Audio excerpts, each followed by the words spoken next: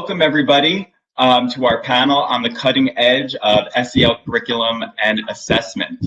We are so excited to be here with our esteemed panelists, and we're going to talk to them about curricula, about assessment, and really harnessing their expertise on the matter. So a quick note about technology. If you could please ask questions using the Q&A function on the top right. You can ask questions publicly or privately, and we'll get to a few of them at the end. And if you could also use the chat. We know you've introduced yourself in other sessions, but if you could introduce yourself again, where you're from, what you do, it'll help us orient ourselves to who we are speaking to.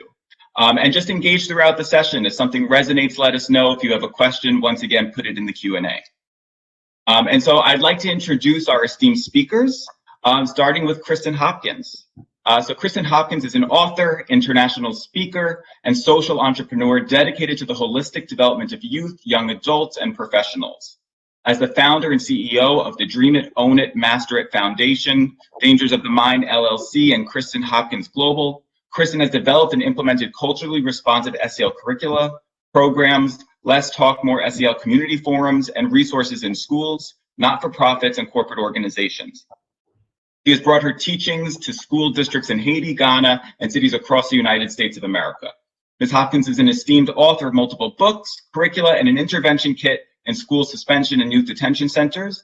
Hopkins has also established a lifestyle brand, a virtual coaching practice, a clothing line, and a team of brand ambassadors who advocate for the DOM, Dangers of the Mind movement daily. So welcome, Kristen. We're so excited to have you. Thank you. And welcome. We have Dr. Byron McClure. So Byron is a national certified school psychologist currently redesigning a high school in Southeast DC. His mission is simple. It's to improve outcomes for Black students by shifting from what's wrong to what's strong. Dr. McClure has expertise in mental health, SEL, and systems level change.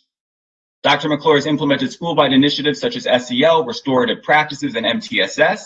And as a result of this work led by Dr. McClure, his school recently won the 2019-2020 Whole Child Award. Dr. McClure is presented across the country as a panelist, featured, and keynote speaker, and he believes in maximizing everyone's limitless potential. Jessica Adamson, welcome. CEO of Aperture Education, publisher of the DESA, Devereaux Student Strengths Assessment, the market-leading social and emotional assessment system, and EdCert, an innovative new SEL professional learning program for teachers. Prior to her role at Aperture, Jessica led product strategy of education assessment products at Apperson. She has worked in the K-12 industry for over 15 years and is passionate about helping educators build resiliency in children by providing schools with the tools they need to support and facilitate effective SEL programs. Jessica serves the SEL provider community in an inaugural role on the SEL Providers Council and as co-chair of the Council's event committee, leading programming decisions for the Council. She also hones her leadership skills as a member of Charlotte, North Carolina chapter of Vistage Worldwide, a leading peer advisory and executive coaching organization. Welcome, Jessica. Last but not least, we have Clark McCown. Clark is president of X-SEL Labs, whose mission it is to support teaching, learning, and student outcomes with evidence-based assessment. A leader in the field of SEL, McCown has written and spoken extensively on SEL with the goal of increasing the capacity of educators to use SEL assessments well. McCown was lead author on a report of the state of the field of SEL assessment. He is also author of Assessing Students' Social and Emotional Learning, From Planning Through Action. So welcome, Clark. So welcome, everybody. We're honored to have you, and let's dive right in. So our first question, what does our theme, SEL is here to stay, all learning is social emotional, mean to you and your work? We'll start with Kristen, we'll move to Byron, Jessica, and then Clark. So Kristen, whenever you're ready, let me repeat it. What does our theme, SEL is here to stay, all learning is social and emotional, mean to you and your work? Yeah, well, first and foremost, thank you for having me. And I love this theme. I think it's important. This means everything to our work. I believe in the quote in our 30-day affirmation book that says, know your power so your influence can live up to it. So as a social emotional expert, practitioner, whatever you want to call it, I think it's imperative that I push social emotional learning in my everyday environments. So my communities, my partnerships, my friendships, my home, wherever I am, so SEL is such a buzzword right now, but I think it's so important for us to be very intentional about making sure that SEL is in us. It's already in us, but it's about how do we make it a part of our everyday walk. And so at DLM, we coined this term called resilience. Instead of resilience, it's resilience, RESEL. And it's really talking about owning the power of your story. So we already have SEL in us, but then it's about highlighting these SEL competencies that we do every single day. And so I think it's really important, and it's really something that my work has stood for so long. One of the things that I wanted to highlight is that in 2019, we made up a forum called Let's Talk More SEL, a community forum, because the work that we do, of course, with alternative education, that we saw that a lot of parents was disconnected to their kids in these environments. And so we wanted to make sure that we were able to create a forum to be able to not only educate parents, but key stakeholders, community leaders about social emotional learning that we can deeply embed it within our community. So I think it's imperative to my everyday walk. I try to know my power so that my influence can live up to every person I meet. Every person I travel a lot. So even if I'm on a planes, I try to display SEL competency, but then also tell people what that is that I'm displaying. So I think it's really important to everyday work. I really appreciate that, Kristen. Just it's everywhere that we're moving, right? It's how we move. Have you copyrighted resilience? Because I love that.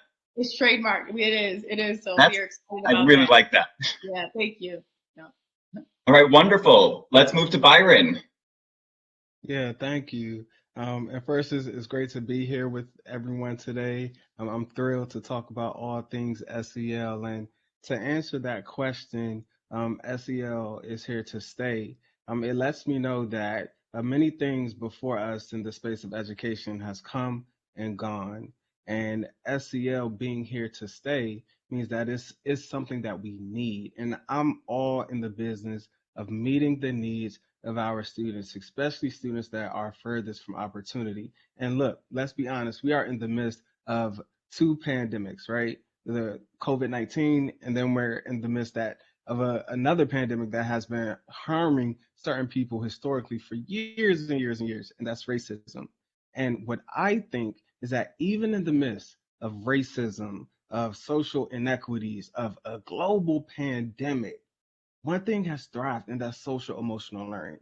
And one thing you hear so many people talking about, we have to focus on building relationships. We have to meet those unmet mental health needs. And SEL, and I've been screaming this for so long since I came into education, it's a way to do that. It's a way to connect people, to heal people, to focus on the wrongs that have been done. And most importantly, to teach students, our young people and adults as well, right?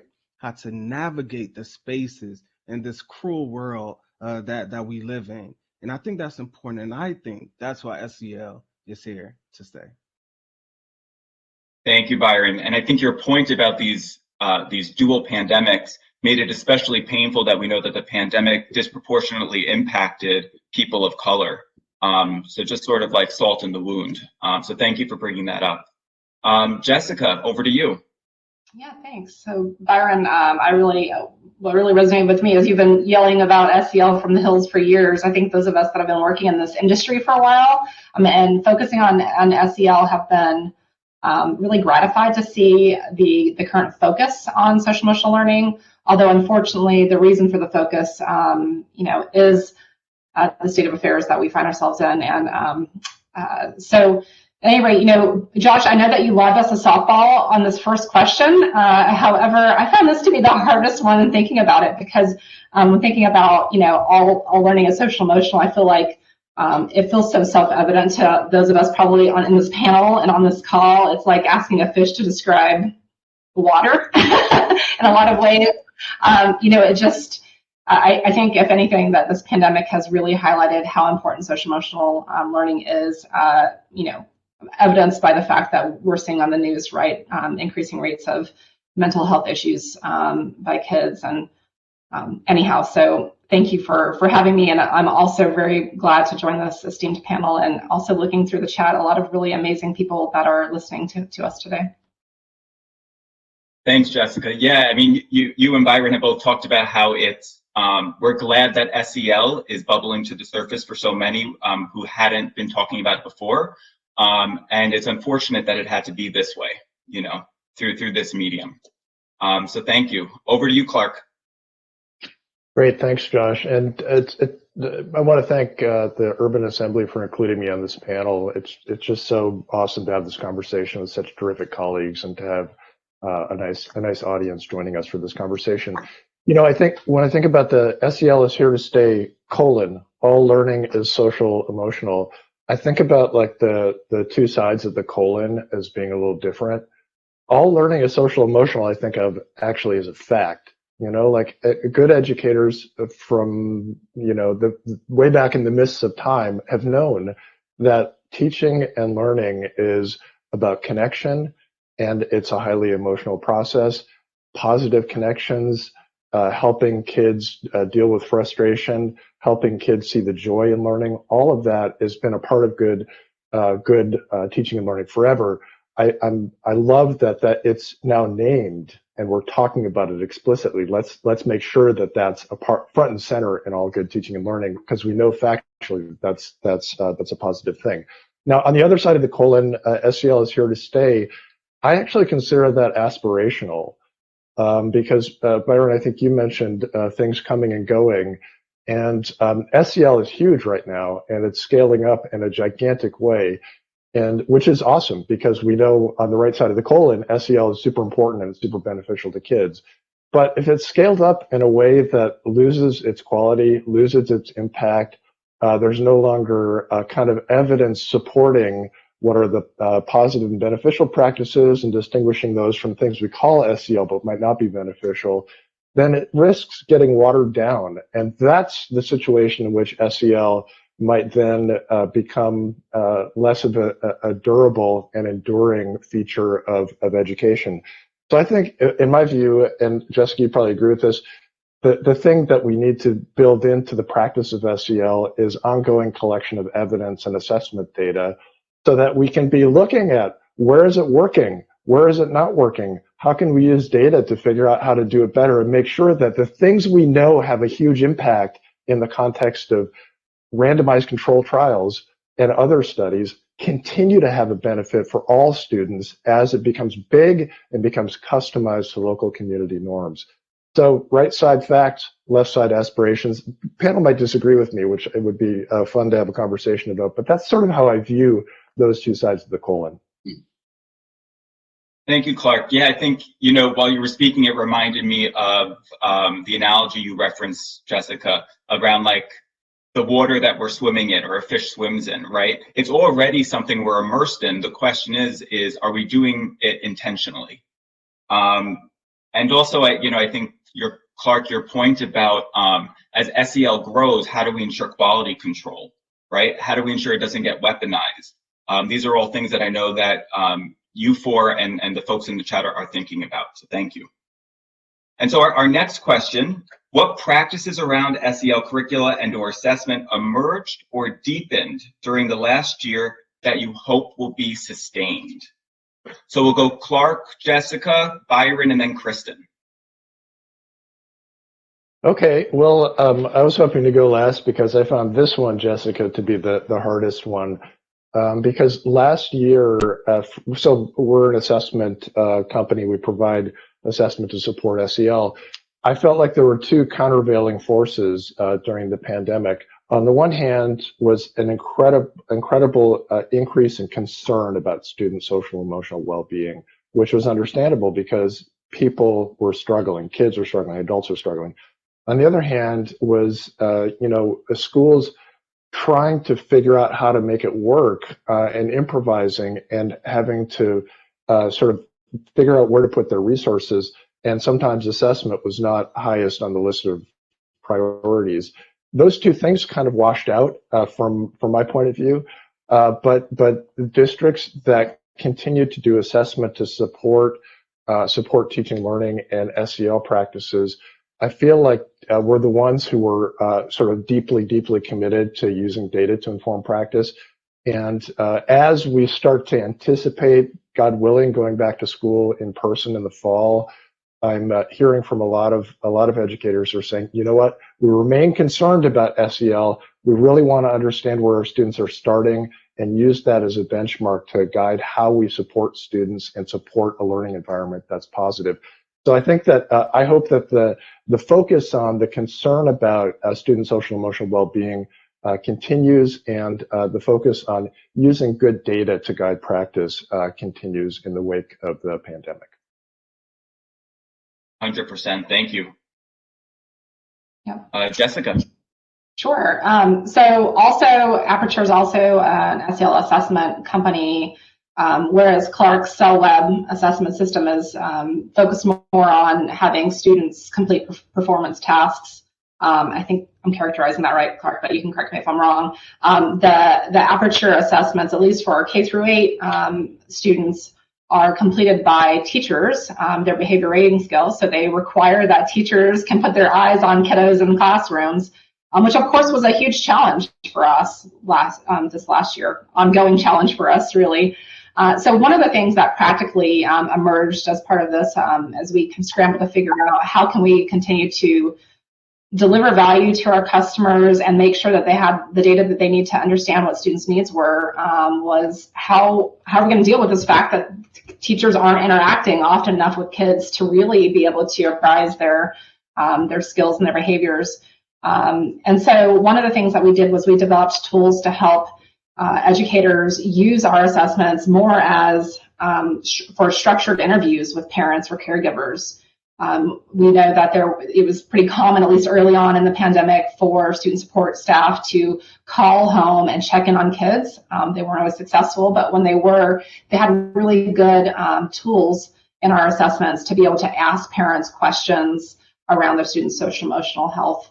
And we found that to be really, really helpful practice. So I'm thinking about like how these practices might continue to endure after the pandemic. I think what that illuminated was that we have a lot to do to continue to support caregivers and families in social emotional learning, and to bring them into the conversation about how they can both measure but also improve student social emotional skills. Thank you so much. Oh, go ahead, Byron. Sorry, go ahead. You got it, Josh. Nope, it's all you. Go ahead. Yeah, so I wanted to add to that, what I've seen, just from my perspective, is a significant increase in the use of video-based lessons, especially, in the midst of a pandemic. Before, there was a lot of script-based, a lot of paper, a lot of, just curriculums. And one thing that I saw as the founder of Lessons for SEL back in March of last year is that this isn't going to be accessible to everyone. And even with technology, that can still make things difficult, even when you're looking at videos. But most people can find a way to access YouTube, which is why Lessons for SEL, we shifted towards video-based lessons and integrating, things, competencies, lessons that we all deal with and things that we need to know in these short, powerful video clips, and then engage around dialogue and discussion. What that did is two things. The first thing is it introduced the use of video into the conversation, which some people might have been using it, but it was like, okay, we have to do this out of necessity now. But then the second thing, and I think the more powerful thing, is it really pushed the dialogue. And you hear people talk about building relationships and, but actual practice is through the use of dialogue and talking and conversation. And you don't need a curriculum. You don't need this 150-page, 200 puppets and all of the other stuff. That's great and it has its place, but let's talk. Let's find a way to connect. And so what I found is that the use through these videos was a powerful way to do that. And also with the videos, you'll find that you're able to implement it such as you would restorative practices, and having these rounds that promotes equity of voice where everyone has an opportunity to share or pass and contribute to the conversation, to the dialogue, which then furthers the learning and being able to understand the perspectives of other people. So for me, the use of video-based lessons and then the use of dialogue to further deepen and strengthen relationships. Yeah, thank you, Byron, because I think, many of us would agree that what we most need right now is constructive dialogue, right? And perspective taking. in our society. So thank you for elevating both of those. Kristen, over to you. Yeah, so same thing that Byron said. I'm really big on video-based content, but also one of the things that we do too is Audible. So we allow our kids to listen as well, and that is so important because I noticed in 2016 when I went into an alternative school and was like, this is what I want to try, and for you all that know that we Danger of the Mind works with comprehensive schools, but we're really focused on the alternative and juvenile justice lane and making sure that our kids understand that SEL is foundational in adults in these spaces, right? And so I feel as though when I started this Audible, I did it because kids were so annoyed because they would either get kicked out of class or they would have these EBD, emotional behavior disorders that they would call them, and they would go into these spaces and they wouldn't want to read something on that's tangible, right? They're like, bump this. We don't want to do any of this type of work. We're mad that we just got kicked out. So we try to give them other solutions. So giving them a space to calm down and listen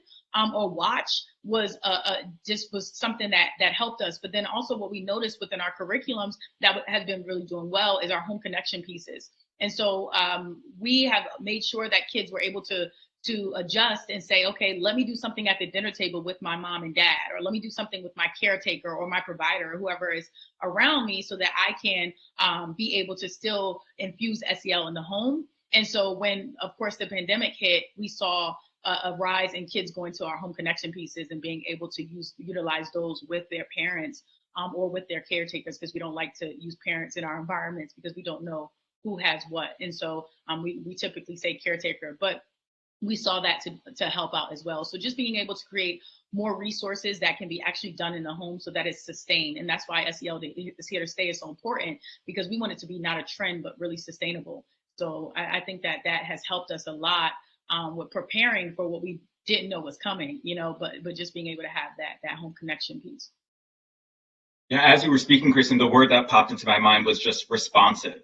Yes. Right. And also thinking about the saying, the definition of insanity is doing the same thing over and over and expecting a different outcome. And the way that, you provided the students another access point to either de-escalate or to support them to regulate themselves. It's what we need more of. Things aren't working. What else can we try? What's innovative that we hadn't thought of? So I appreciate that. I want to just say really quick that when I first started this, people were like, this is too much. It looks like a brand, this is too flashy for kids. And now this was something that reached kids outside of school. So we can find ways to reach kids outside of school, because guess what? We have this pandemic and kids are outside of school, right? So it worked. So we have to definitely be innovative at these times and not be afraid as providers to try something new. And then as administrators to accept new things and new ideas. Yeah. Because like you said, things are not working. Yeah, staying open to change. Can I plus one of those Kristen's and Byron's comments? Because I really feel like there have been some amazing innovations as SEL providers and educators have scrambled to figure out how can we actually reach kids when they're not in school. And I had the good fortune of going to an actual school in Western Michigan yesterday and observing a class. It was such a thrill. It was the first time in a long time since I've had a chance to do this. They were teaching an SEL lesson, and they showed a video. And this company, I know, created the video resource because they had to in the wake of the pandemic. Showed the video. It was only like a minute long. And then, to your point, Byron, had this amazing dialogue about the content in the video. And you could just see the kids understanding and using the ideas and applying them to their own lives.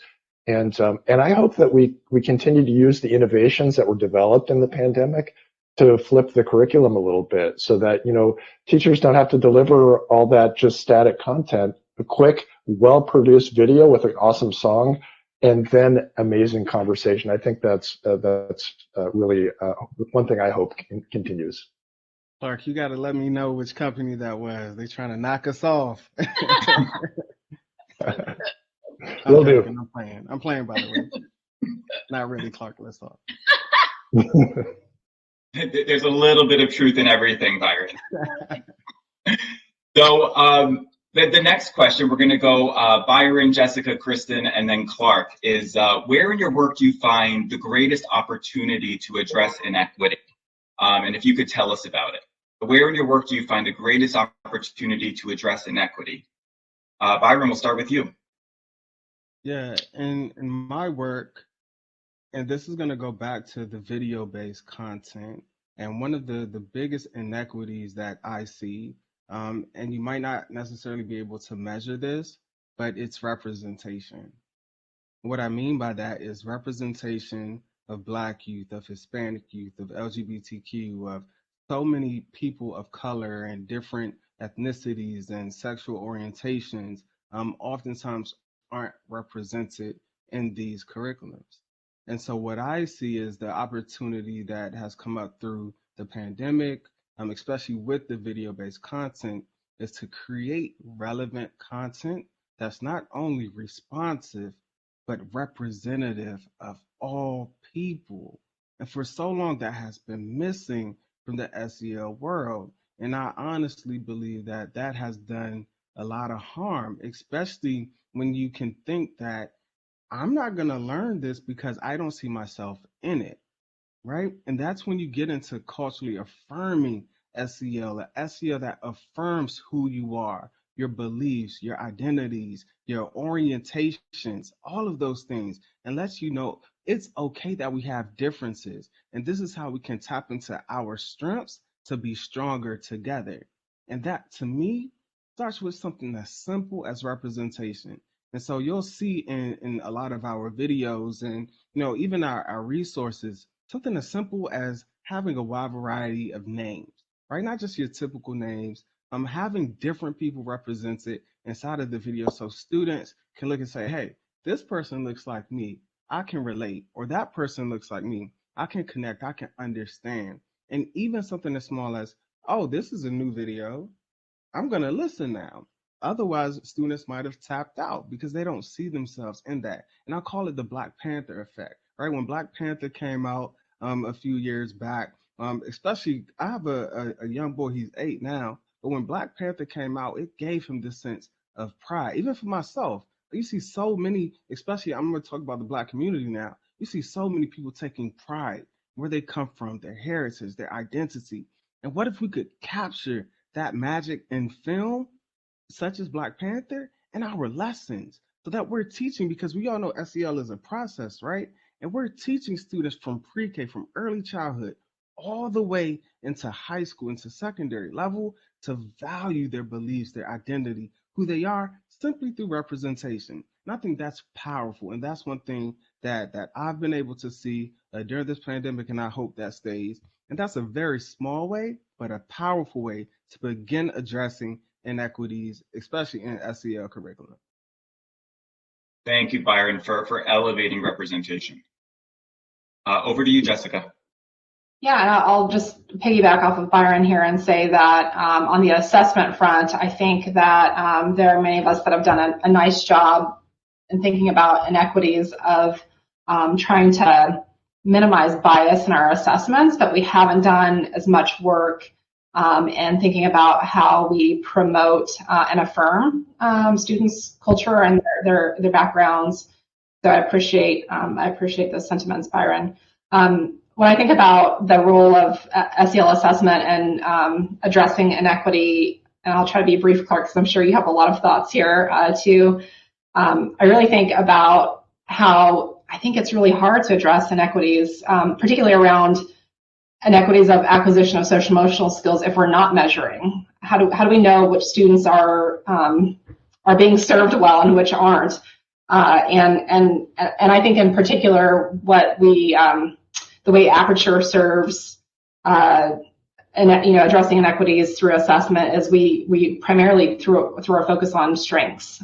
We do work very hard to make sure that we minimize bias, but we also really believe in promoting student strengths. And in 2018, the Aspen Institute issued a report that talked about how do we do SEL through a racial equity lens. And one of the first things that they promoted was how can we stop focusing on students deficit, right? How can we stop focusing as much on adverse childhood experiences, and how can we really lift up the strengths of our students? And so that's something that we do really well. I also think that the way that we do assessment, again, through teachers observing students, provides us great opportunity for teachers to sit down periodically, think about students' behavior, and again, because we're asking them about positive behaviors that they're seeing, positive skills that they're seeing, we're really helping to reorient teachers' mindsets about kids, right? We're getting them to think about, because they are doing it frequently, outside of the assessment process, when they're interacting with kids, seeing the kids on the playground, seeing them in the classroom, at the lunch tables, they start looking for positive behaviors, right? So they stop looking for the deficits. They start looking for opportunities to promote and allow students to show positive behaviors. And I think a lot of that is really will go a long way towards changing the mindsets of teachers, which really starts to help transform relationships between teachers and kids. And I think that really starts to break down some of those barriers. Thank you, Jessica. Yeah, merging the idea of staying strengths-based with Byron's, comment on representation, right? How do we constantly provide exemplars of people embodying the social emotional skills, and also ensure that many of those examples represent the communities that we're serving. So thank you. Over to you, Kristen.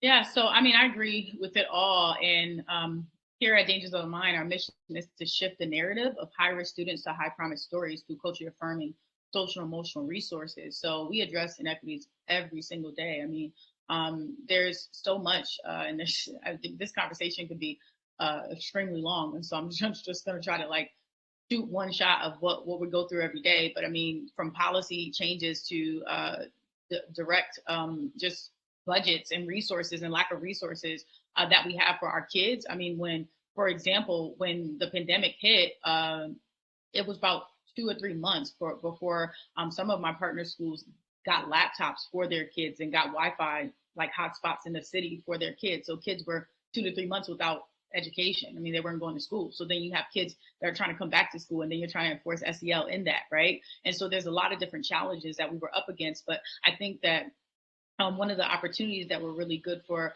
us is, and Byron hit the head on the nail, or whatever the saying is called, but with the culturally affirming. I mean, we're in a time right now, and of course I deal with the majority of Black and brown kids, so we're in a time right now where we have to affirm our kids. There's no other choice. We have to affirm them. And where I saw so many inequities is there were so many kids that parents were essential workers during this time. So either they were babysitting their brothers or sisters, and they didn't have opportunities to even engage in curricula. And so we had to get into a space where we were going into, we have brand ambassadors on the field level, but we were going into principals and saying, hey, how can we reach out to get a parent list and call some of these parents and see what is the structure in the home? Why are they not coming to Wellness Wednesdays? Why are they not coming to these programs? And so that we can start affirming our kids even more, because we had to get to them first. And so that was a big challenge for us, but we saw opportunities to address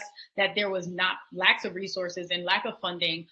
There should have been, every child should have had a computer, months ahead of time. And so there was a lot of things that happened during this pandemic from an alternative lens that really opened a lot of our eyes to say that there are deeper issues here. There are bigger problems, even with truancy.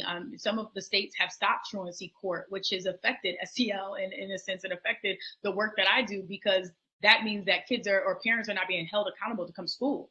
So, a lot of that was an opportunity for us to address why has that happened, so that we can get kids in school and start, giving them the resources that they need. So, I mean, there's so much to talk about in that lane, but I would just say in a nutshell that there's a lot of opportunity to address inequity in the spaces that I'm in.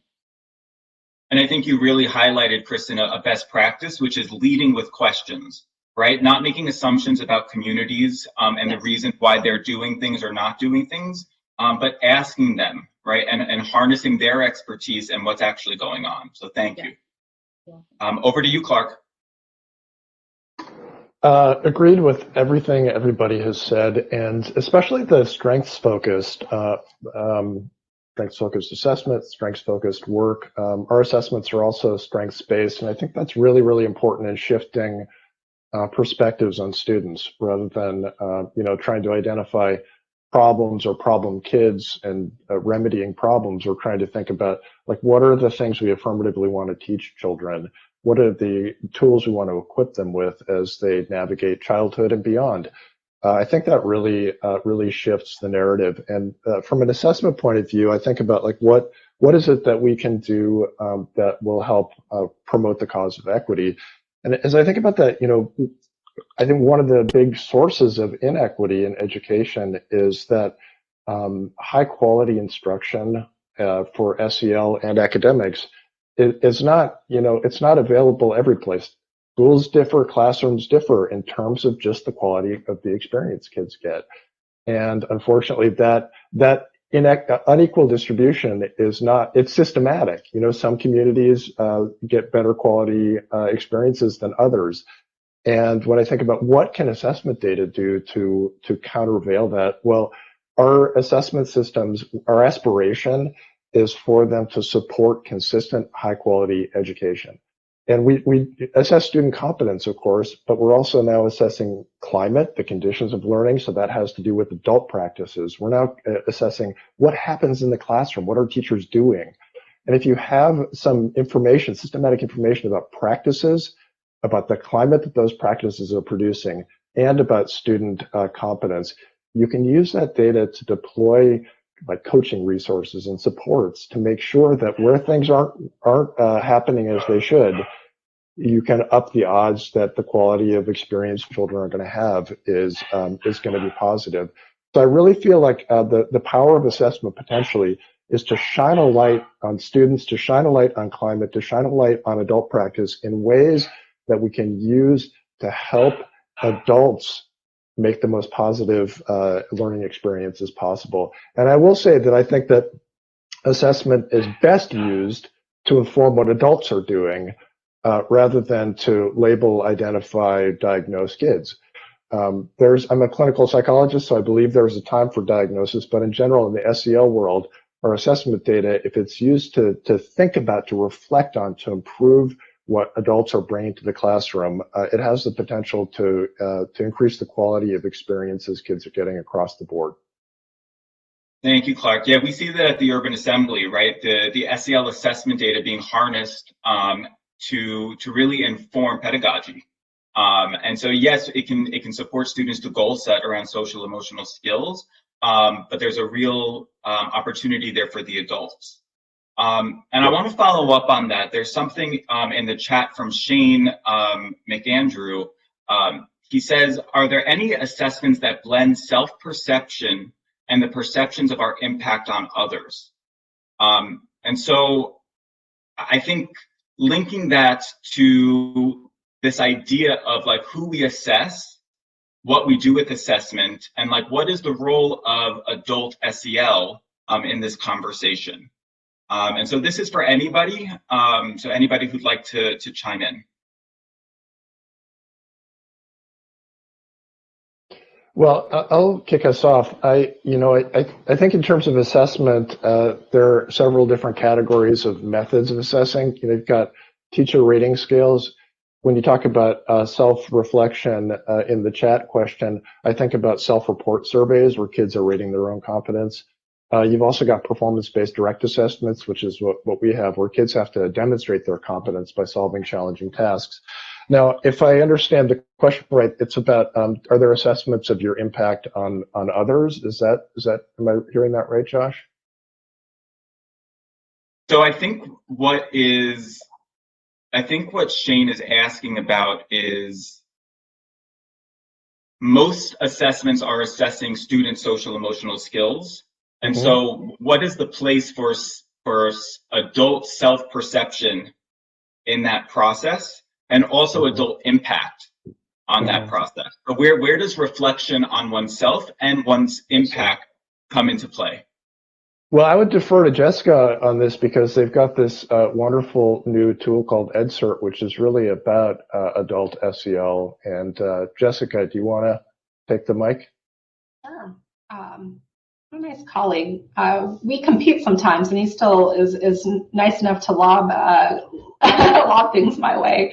Thanks, Clark. Yeah. So we have a new tool called EdCert that really helps teachers to focus on self-reflection around the 8 social emotional competencies that we measure in our student assessments, and they do that through an 8-module course.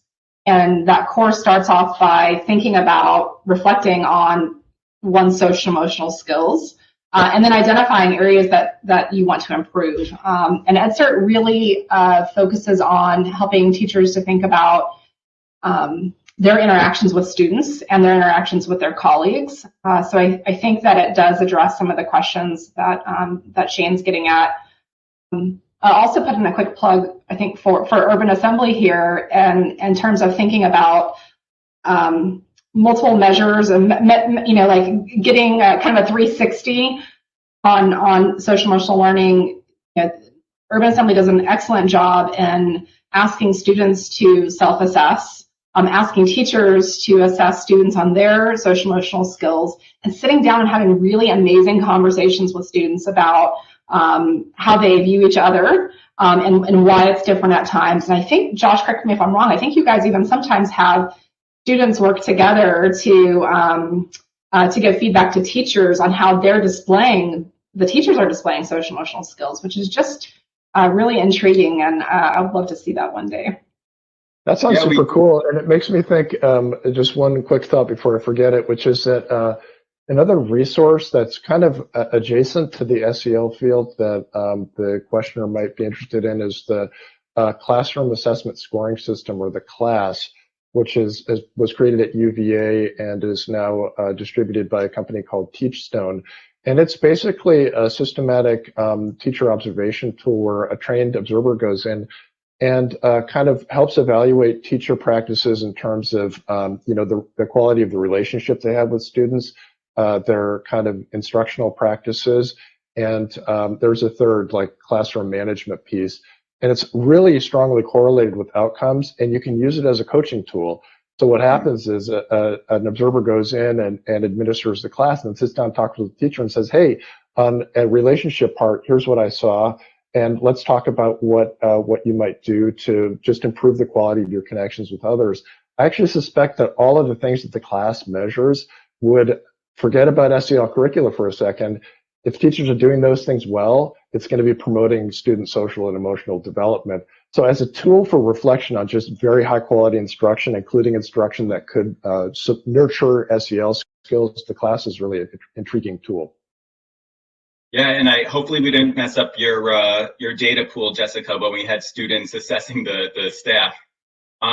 So we have time for one last question. So Damon Lee's question is, what are some differences when building relationships with students in person versus through a Zoom meeting? So this tension right now, and I'm going to give Kristen or Byron the final word on this. Yeah, well, I mean, it's always a checkpoint. So I always tell my teachers when we go in and train staff, we always say, like, make sure you check in the first 5 minutes of your class, whatever class that is, to making sure that you're saying in the chat, rate yourself between 1 to 5. How do you feel today? And make that score up for yourself, and have that in. Do you feel hot? Do you feel cold? What does hot and cold mean to you? So making sure that you are doing like a temperature check before that day starts. And then also, a lot of us forget that, this SECD, where social emotional character development, they go hand in hand. And so we want to make sure that we remember what our kids' core values are. And so one of our classes is that our kids are doing, one of our partners schools are doing right now, is they do these check-in points where they say, okay, list out your 3 core values, and then they'll call them out by that core value if they're not doing that core value. So if someone says, I think I'm responsible, and then the next class period, their camera's not on, they're not paying attention, they're like, hey, responsible, what's going on with you, responsible, and affirming that kid that, hey, this is what you said you are, and so holding that kid accountable. And so that's how you build relationships too, because those kids remember that you you, or they take pride that you remember what they've said, and that's how you build those relationships. Thank you, Kristen. Byron, about 20 seconds. Sorry to rush you, but go ahead. Yeah, and I only got a bit of that, so I'll just answer it. I think utilizing restorative practices through responsive questions is a very powerful tool. So just checking in with students as an opening practice is a great way to begin conversations and start having dialogues. I don't know what the question was, but I just wanted to throw that out there.